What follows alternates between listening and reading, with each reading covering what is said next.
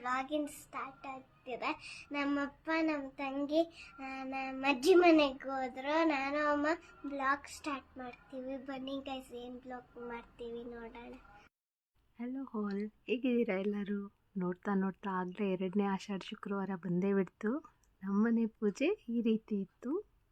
ನಿಮ್ಮೆಲ್ಲರಿಗೂ ಇಷ್ಟ ಆಯಿತು ಅಂತ ಅಂದ್ಕೋತೀನಿ. ಇವತ್ತೆಲ್ಲ ಸ್ಕೂಲ್ ಮಕ್ಳಿಗೂ ರಜಾನೂ ಇತ್ತು. ತುಂಬ ಮಳೆ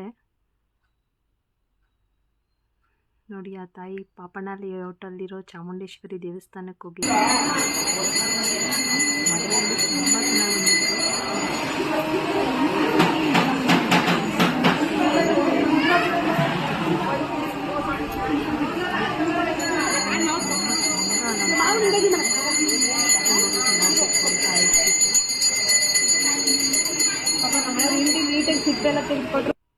ಅಷ್ಟು ಮುದ್ದಾಗಿ ಕಾಣ್ತಿತ್ತು.